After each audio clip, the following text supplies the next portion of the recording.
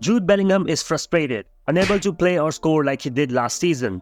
Mbappe has openly told Spanish media he hates playing as the number 9.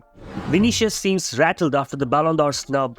Tchouaméni faces boos from his own fans, and even Federico Valverde's wife is venting on Twitter about the tactics restricting Fede.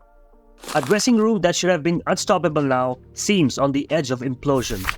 Can Ancelotti save it before it's too late, or is his time truly running out?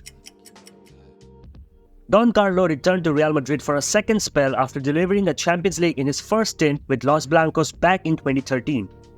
Immediately on his return, he delivered his first La Liga title, followed by 2 Champions League trophies in the next 3 years. But in football, past success does not guarantee future survival. In the high-pressure world of Real Madrid, even Carlo Ancelotti can't escape the mounting questions. Ancelotti is more than just an eyebrow raise, he's a mastermind. Last season, he lost his main striker Karim Benzema to Al Ittihad, a handful of first-team starters to long-term injuries, and was coming off of a campaign where they had only won a Copa del Rey. Pressure was high, but Ancelotti brought in Jude Bellingham and tactically set up his team in a way that the lack of a striker was not felt. What happened then?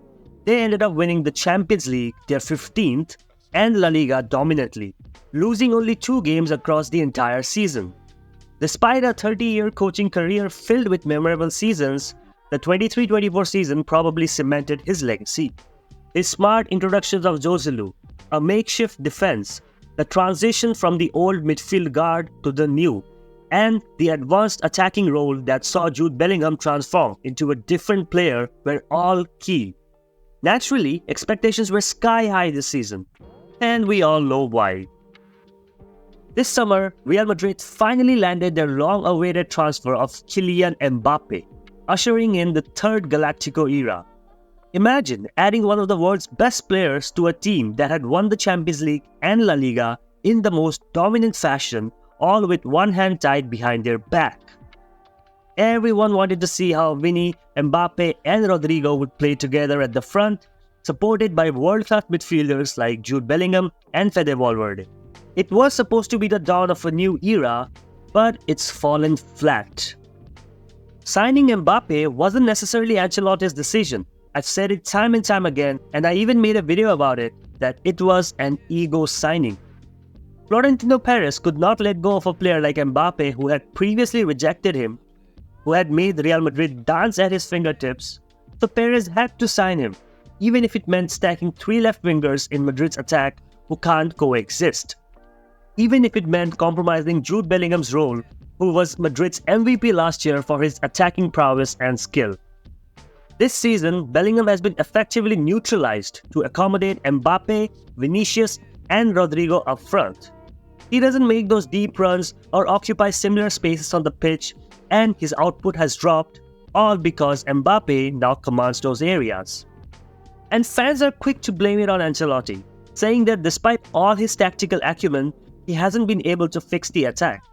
They also accuse him of lacking bravery, continuing to start Mbappe despite his poor performances and the apparent disharmony he brings to the team. But let's be clear, it wasn't Ancelotti who wanted him.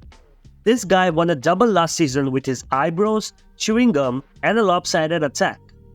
When directors and presidents start signing players without consulting the coach on whether he really needs them, it's always a recipe for disaster.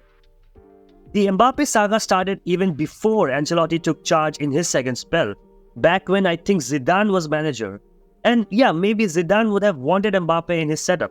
Perhaps they would have worked out really well, perhaps Zidane would have signed some different players or sold Rodrygo, and there wouldn't be such a mess up front. But to blame Mbappe's shortcomings on Ancelotti, a coach who can make Joselu look like Fernando Torres, no offense, is a bit far-fetched. And also, no matter how poorly Mbappe plays, he likely won't ever be dropped. If you play Football Manager like I do, and I'm planning to stream Football Manager on my YouTube, so let me know if you'd be interested down in the comments, you'll know about things like appearance clauses in contracts. Maybe Mbappe has something in his contract that states that he has to have a minimum of 35 starts unless he's injured, or maybe a certain number of minutes guaranteed every season. If these aren't fulfilled, the players' representatives can sue the club for breach of contract. And Mbappe does like suing, we saw that with PSG as well. So yeah, even if Mbappe scores 6 own goals in a match, Real Madrid will most likely never drop him unless, someone injures him in training or something. But even when Mbappe is on the pitch, the whole game plan gets thrown off. Mbappe doesn't track back defensively. Ancelotti said he didn't want Mbappe to drop deep, focusing instead on scoring goals. But that leaves Madrid's midfield exposed, with Bellingham looking increasingly out of place and Tchouaméni struggling to fill the void left by Toni Kroos. Dani Carvajal's injury has left a significant gap at right back, forcing Ancelotti to use Valverde alongside Lucas Vazquez to contain threats down the right, diminishing Valverde's own game in the process, which is what his wife was talking about on Twitter. And now with their latest 3-1 defeat to Milan, Real Madrid have now lost 2 games in a row. The first one was the humiliating Clasico defeat to Barcelona, and now against Milan in the Champions League. Carlo Ancelotti may be one of the most decorated managers in football history, but even legends can't escape the ticking clock at Real Madrid. Despite delivering a historic 15th Champions League for the club, a 36th La Liga title, and becoming the most decorated European title manager ever, this season hasn't started well, and fans are starting to have doubts. What do you think? Is Real Madrid's future built on whether Carlo Ancelotti can make this thing work, or is his time really running out? Let me know in the comments, and if you like this video, then make sure you slap a like and subscribe to La Liga Vic. I will see you in the next one. Hasta luego.